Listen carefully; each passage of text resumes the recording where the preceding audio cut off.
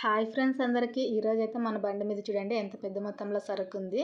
చిన్న వ్యాపారం కాదనమాట. ఈరోజు మనది పెద్ద వ్యాపారం అయిపోయింది. పండగ ఉంది కదా అంటే అందుకే కొంచెం సాహసం చేసామన్నమాట. మనమైతే పండగ అప్పుడు ఎక్కువ రేట్లు ఉంటాయి కదా, అందుకే చాలా ఆలోచిస్తాం తీసుకురావడానికి. ఈరోజు అయితే చాలా ఆలోచించి కూడా ఇంత సరుకు తీసుకొచ్చాం రేటు ఉన్నా కూడా. ఎందుకు అంటే ఆ మొత్తం సరుకు అయిపోతే మనకి కొంచెం లాభం ఎక్కువ మిగులుతుంది అనే ఆశతో తీసుకొచ్చాము. నేను ఈరోజు మార్కెట్కి వెళ్ళలేదండి, మా వారు ఒక్కరే వెళ్ళి తీసుకొచ్చారు. ఎందుకంటే నిన్నే అంత జనం ఉన్నారు కదా, ఇంక ఈరోజు పండగ రోజు ఇంకా ఎక్కువ జనం ఉంటారు. ఒకవేళ నేను మార్కెట్ లోపలికి వెళ్ళినా కూడా అంత ఈజీగా అయితే బయటికి రాలేను అనమాట. అంత ఫుల్ జనం రద్దీగా ఉంటుంది మార్కెట్. అందుకే ఇంకెందుకులే ఆ జనంలో అని చెప్పేసి నేను వెళ్ళలేదు. మొత్తం 3 రకాలు ఉన్నాయి మన వ్యాపారంలో ఈరోజు: కర్బూజా, అరటి పండ్లు, పప్పాయ. ఈ కర్బూజా రేట్ అయితే ఇంతకుముందు మనం ఈ రేటుకి అమ్మలేదు, అంత ఎక్కువ మొత్తం రేట్ ఉందన్నమాట. కేజీ వచ్చేసి 50 రూపాయలు, ఈరోజు 100 రూపాయలకి 2.5 కేజీలు. అది కూడా రెగ్యులర్ కస్టమర్కి అయితే అనమాట. ఇంక మామూలుగా అయితే కేజీ 60 రూపాయలు చెప్తున్నాము. 60 అంటే వాళ్ళు బార్గెన్ చేసి 50 రూపాయలు కేజీకి వస్తున్నారు. ఈ అరటి పండ్లు చూడండి డ్యామేజ్ ఎట్లా వచ్చేస్తున్నాయి. చూడ్డానికి అయితే నీట్గా ఉంది మాలు, కానీ ఇట్లా పండు తగిలి మెత్తగా అయిపోయినాయి అనమాట. ఒక 2 గుచ్చులు మాత్రమే ఇట్లా అయినాయి, ఇంకన్నీ బాగున్నాయి. కర్బూజా పండ్లు కేజీ 60 రూపాయలు అని చెప్పగానే కస్టమర్ అయితే అవాక్ అయిపోతున్నారు అనమాట. ఎందుకంటే ఇంతకుముందు మనం కేజీ 40 రూపాయలు, 100 రూపాయలకి 3 కేజీలు అమ్మాం కదా. ఈరోజు పండగ ఉందని చెప్పి మనకు కూడా ఎక్కువ రేటే పడింది. బాక్స్ వచ్చేసి 700. అసలు ఎక్స్పెక్ట్ చేయలేదు నేను ఈ రేట్ పెట్టి మా వాళ్ళు తీసుకొస్తారు అని. కానీ కొంచెం ధైర్యం చేస్తున్నారు అనమాట. మెయిన్ పండగ ఉంది కదా, కొంచెం అవుతుంది వ్యాపారం అనే ఉద్దేశంతో ఎక్కువ రేట్ పెట్టే తీసుకొచ్చాము. పొద్దున్న మాత్రం వ్యాపారం చాలా ఫాస్ట్ అయిపోయింది అనమాట. నేను పూజ చేసి వెళ్దాంలే అని కొంచెం లేట్గా ఉన్నాను. ఫోన్పే స్కాన్ చేస్తారు కదా, సౌండ్ ఒకదాని తర్వాత ఒకటి నాన్ స్టాప్గా వస్తూనే ఉన్నాయి. సుమారు నేను వచ్చేసరికి సగం వ్యాపారం అయిపోయింది పొద్దున్న అయితే. నేను వచ్చిన తర్వాత కూడా పర్లేదు, స్లోగా వెళ్ళింది. ఇంక మళ్ళీ 12 గంటల నుంచి 3 గంటల దాకా కొంచెం గ్యాప్ వచ్చింది అనమాట వ్యాపారానికి. అరటి పండ్లు అయితే మాత్రం సాయంత్రం 4 గంటల కల్లా ఫినిష్, ఏం మిగలలేదు. ఇంకా ఈరోజు అయితే మొత్తం ఇన్వెస్ట్మెంట్ 5200 అయింది. ఫస్ట్ టైం అనమాట ఇంత మొత్తంలో మనం పెట్టుబడి పెట్టింది.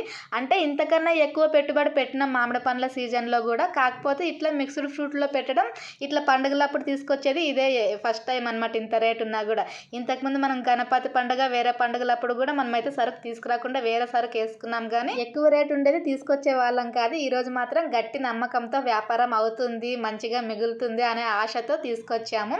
మనం అనుకున్నట్టే వ్యాపారం అయితే మంచిగానే అయ్యింది. సాయంత్రానికల్లా 3/4 భాగం సరుకు అంటే అమ్ముడిపోయింది అనమాట.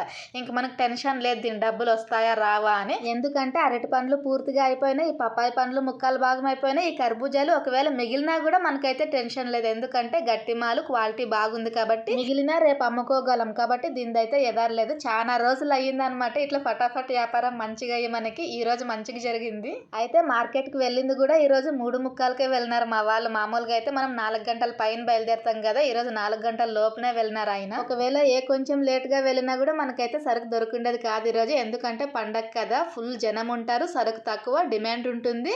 ఎక్కువ రేటు ఉన్నా కూడా తీసుకోపోయే వాళ్ళు ఉంటారు కదా, కాబట్టి లేట్గా వెళ్తే కనుక ఖచ్చితంగా మనకు దొరికిండేది కాదు. ఆ టైంకి వెళ్ళినందుకే దొరికింది సరుకు. సాయంత్రం 5:45 కల్లా ఇంక సరుకు అయితే మొత్తం అయిపోయి కర్బూజాలు మాత్రమే మిగిలినాయి.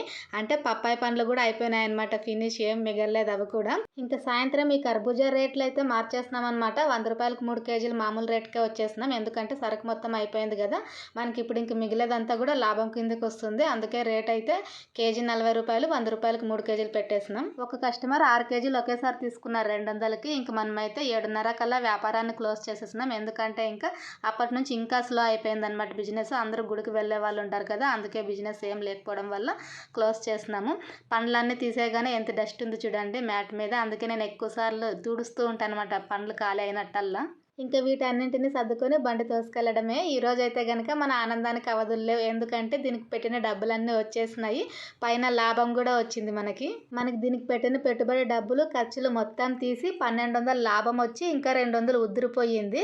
ఆ ఉద్దురు డబ్బులు వచ్చినప్పుడు అవి కూడా మనకు లాభమే. ఇంత సరుకు కూడా మిగిలింది. ఇంకా ఆ సరుకు మొత్తాన్ని రేపు అమ్మితే అది కూడా మనకు కూలే, కొంచెం ఎక్కువ మొత్తంలోనే వస్తుంది.